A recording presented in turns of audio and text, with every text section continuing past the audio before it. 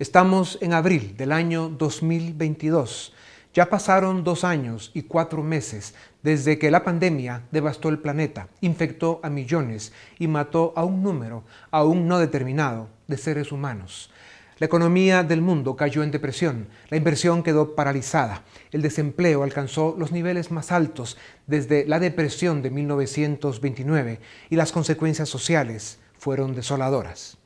Los países desarrollados implementaron gigantescos programas financieros para aliviar la crisis de sus economías y devolvieron a su gente la oportunidad de vivir. Adquirieron una deuda pública monumental que les tomará años pagar, pero valió la pena.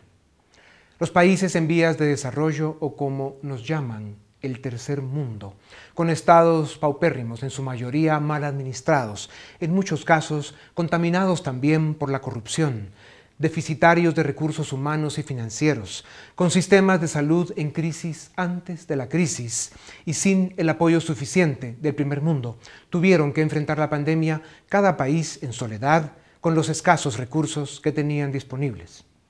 Guatemala, uno de los países de América Latina que mejor controló la pandemia desde el inicio, como el resto del mundo, siguió luchando contra el virus durante casi 2 años, hasta que la ciencia encontró las medicinas que aliviaron los síntomas y minimizaron los riesgos de la enfermedad. La vacuna se seguirá produciendo hasta diciembre de 2022 y parte del 23, pues una parte importante del planeta la sigue esperando. En aquellos días de 2020, a mediados de abril, y después de un mes de vivir en una cuarentena con toque de queda, pero con las calles y mercados llenos de gente, pues tenían que sobrevivir, como en muchos pueblos del mundo, especialmente aquellos que estaban siendo devastados por la pandemia, en nuestra tierra también se miraba a la gente corriendo, escondiéndose, con miedo, desconfianza y a veces agresividad. Virus contagiosos estos también, que por momentos hacían más daño que la misma pandemia.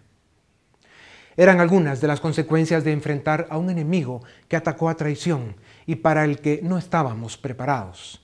Un enemigo invisible del que sabíamos poco y el que en los primeros meses de 2020 apenas enseñaba su capacidad destructiva. Afectó la salud, devastó la economía, aumentó la pobreza y cambió nuestra manera de vivir. En aquel enero de 2020, las naciones del mundo, sin darnos cuenta, pues luchábamos por sobrevivir, fuimos testigos invidentes del inicio de una nueva era para la especie humana, un nuevo orden mundial que sigue en construcción.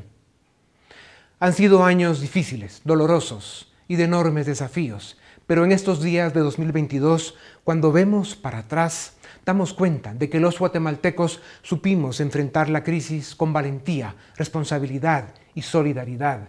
Fuimos una nación que supo estar a la altura de los tiempos, con un gobierno que se distinguió por ser gobierno.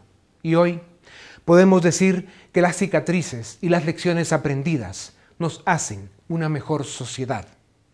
Descubrimos que la medicina natural, alternativa y preventiva son una gran opción para cuidar la salud y nos permiten defendernos mejor de las farmacéuticas.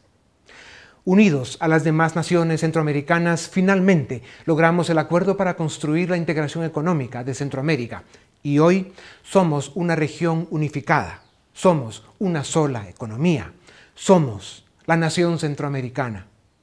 La inversión está creciendo de forma exponencial y estamos viendo la mayor creación de oportunidades y puestos de trabajo de los últimos 40 años. Y por fin se aprobaron las reformas del Estado, liberales, republicanas y democráticas, que serán la garantía para enfrentar el futuro que nos llegó antes de tiempo.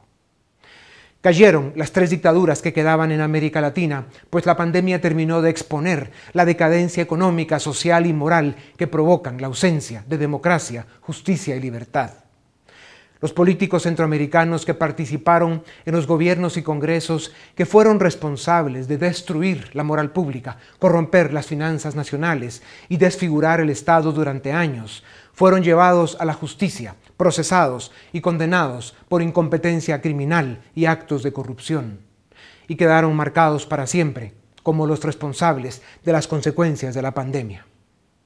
Guatemala dio ejemplo al mundo, aprendió a vivir con un virus del que no se dejó intimidar, venció el miedo, recuperó la confianza, sacó a flote la economía que tenía antes de la crisis y supo aliviar los dolores sociales del momento. Y hoy, en la integración económica con Centroamérica, avanza en un modelo de desarrollo que en libertad y democracia tiene como objetivo principal crear las condiciones y oportunidades para promover la iniciativa y la creatividad del ser humano, fortalecer la libertad individual y vencer la pobreza en nuestra región. No sé cuál será la historia que contemos en abril de 2022, pero sería bueno que pensemos en la historia que queremos contar. De regreso a abril de 2020, que no quede duda, las generaciones de hoy enfrentamos el gran desafío de los últimos 100 años.